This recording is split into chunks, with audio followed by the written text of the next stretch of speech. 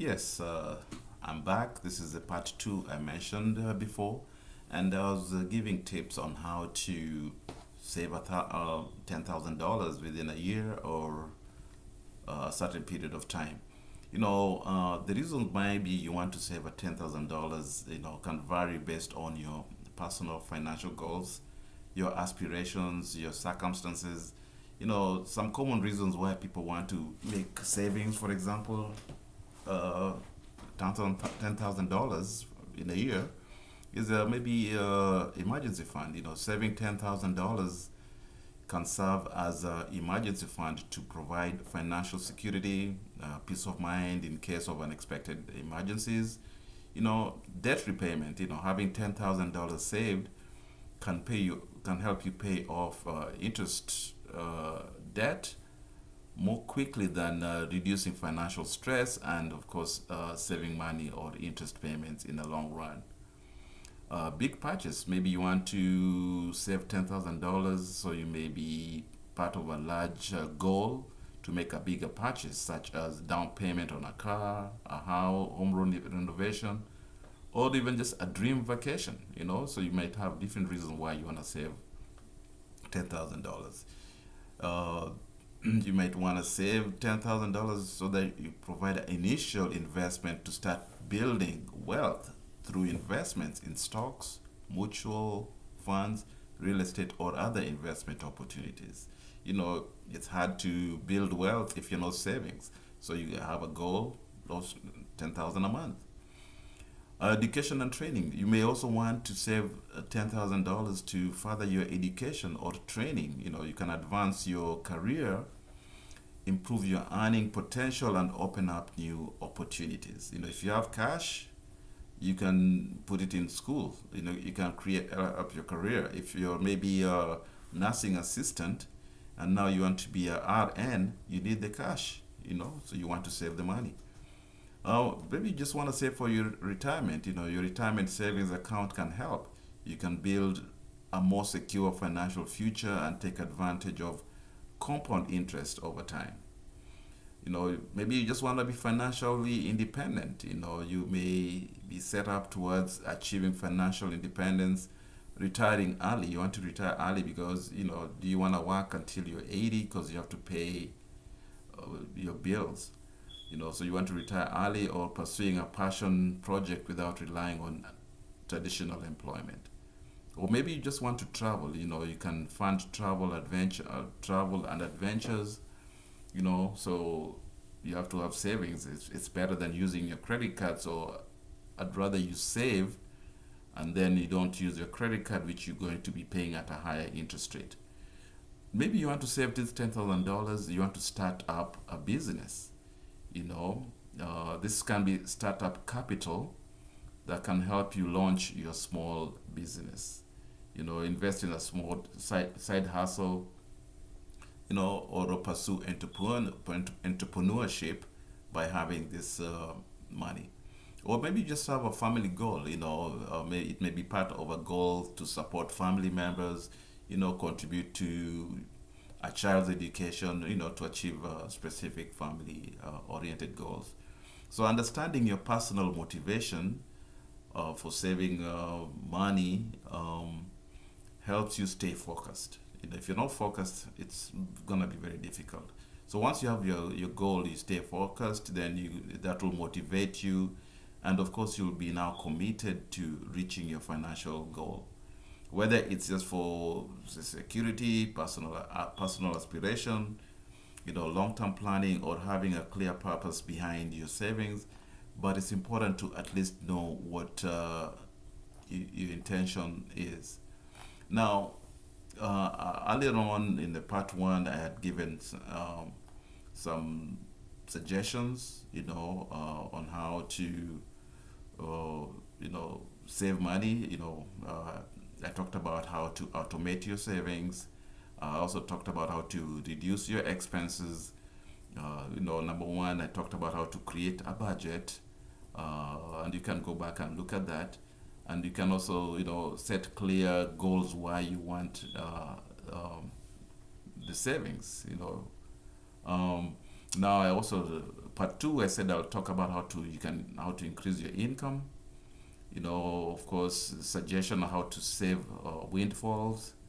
Um, how you can cut discretionary spending.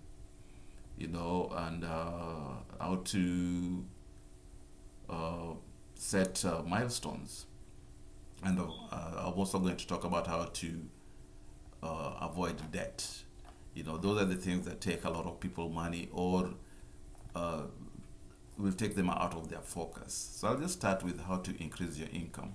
So increasing your income is proactive. It's something that it will help you save your goal. So like I say, negotiate a raise.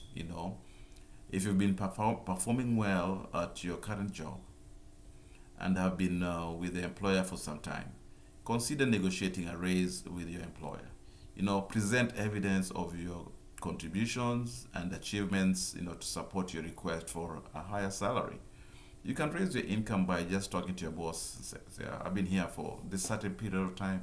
I've been doing an excellent job. Could you consider giving me a raise? You can increase your income by freelancing or consulting. Offer your skills. You are a doctor, or a teacher, or a police officer. Offer your skills and expertise as a freelance. When you're on your day off, go and offer your skills. As a consultant in your field. Whatever you do, you can be a consultant in your field. You can find freelance opportunities there's so many platforms. You can go to Upwork. Go to Upwork, and it's a good platform where you can put in your expertise. You can go to freelance.com. You can go to Fiverr. All these are places where you can put your skills, and people will reach out to you. So considering offer services such as writing and graphic design, programming, consulting, and of course tutoring. If you're a math teacher, why not tutor a few students on some weekends, and you can increase your income that way. Then you can also consider part-time work. Take a part-time job in addition to your full-time job. This will allow you to earn extra income. Look at opportunities that align with your skills and of course your interests. Such as retail, hospitality, like I talked about earlier on, tutoring students, or driving, for rideshare services. Your colleagues may pay you something so that you do a rideshare with them. You can also consider doing a side hustle. Start a side hustle or a small business to generate additional income outside of your regular job. This could involve selling handicraft, offering services like pet sitting. People usually go on vacation, they don't know what to do with their pets or their dogs. Or house cleaning. You can say, okay, I'll clean one house every weekend for $100. You just go do a good job for a few hours, and you can also start a online business selling products. If you're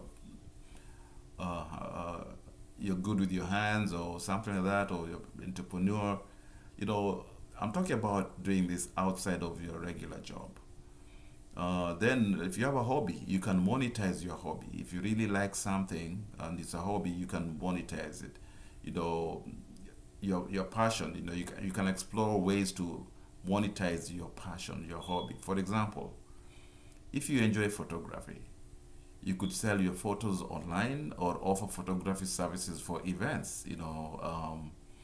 So you don't have to overcharge, but it's a hobby, but you're making money out of it. So you can think of that. Another way you can use to increase income is rent out property. If you have extra space in your house, consider renting it out on platforms like Airbnb or VRBO. You can also rent out items you don't use, such as sporting equipment or tools. It's ski period.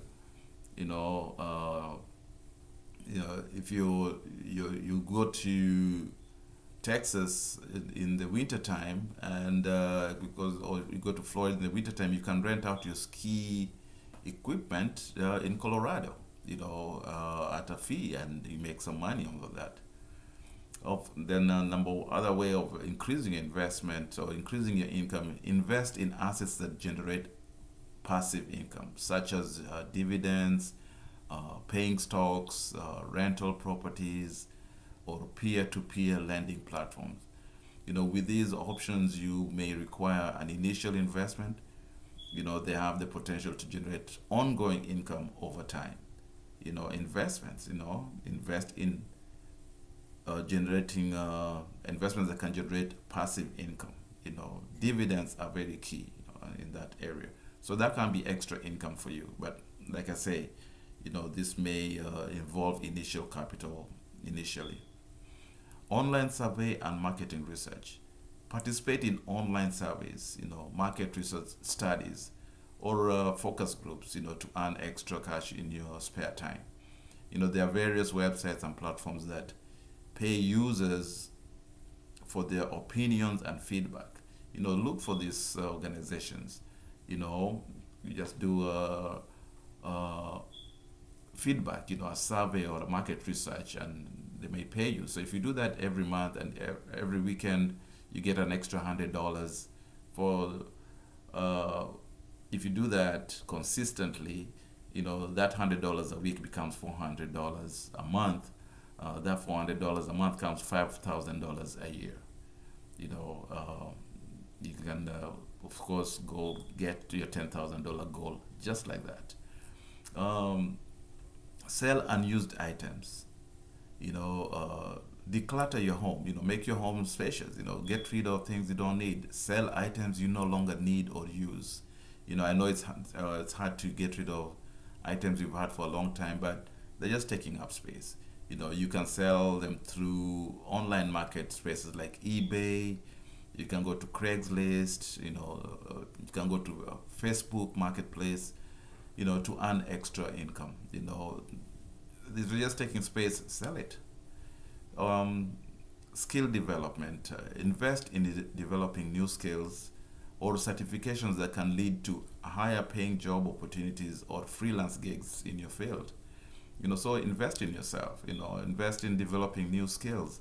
If you can get an extra certification that's gonna give you an extra $20,000 a year, why not do it? So every time, always try and develop your skills.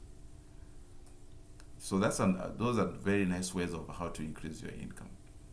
I'm also going to talk about how to save windfalls. Saving windfalls or unexpected lump sum of money is a great way to boost your savings, without impacting your regular income. Just set goals. Before you receive any windfall, define your saving goals. Once you have your saving goal, determine how much of the windfall you want to allocate to what short-term goals, e.g., emergency funds, debt repayment, and long-term goals, e.g., retirement. So whenever you get a windfall, have a goal. The short-term goals and long-term goals. Just don't spend it all. Then you prioritize. If your outstanding debts with high interest rates, consider using a portion of the windfall to pay off or pay down these debts first. If you have some crazy debts with 21% interest rates, those are the ones you want to get rid of. They can save you money in the interest payments in the long run, because 21% interest rate is high, 18%, 10%. If you can get rid of those that take too much high interest rates, use your windfall money to do that. If you don't have an emergency fund, if your funds are not fully funded, use a portion of the windfall to build up or boost your emergency fund. Aim to save at least 3 to 6 months worth of living expenses. The example I gave earlier on, if your monthly expenses are 1,000, plan on having at least $6,000 in savings. Then, of course, consider investing in a portion of the windfall in assets that can generate income. Instead of just spending it all, put it in generating passive income or appreciate over time, so that the windfall is there, but also it's giving you income, such as, of course, stocks and bonds, real estate, or retirement accounts. So, for those ones, I think you can consult with a financial advisor to determine the best investment strategy, based on your financial goals and risks. Your risk tolerance just depends on how you and your financial advisor can do that. So you can also use that windfall for to save for a specific goal. If you have a specific saving goal, such as, let's say, a down payment on a house or a vacation, or you want to further your education to improve your skills, allocate a portion of that windfall, towards these goals. Setting aside these funds, for these goals can help you achieve them even very, very fast. And I talked about automating savings. Consider uh, automating a portion of the windfall into a separate savings account. So that it automatically goes in there. So set up this automatic transfer to determine to ensure that the money is saved before you have a chance, to spend it.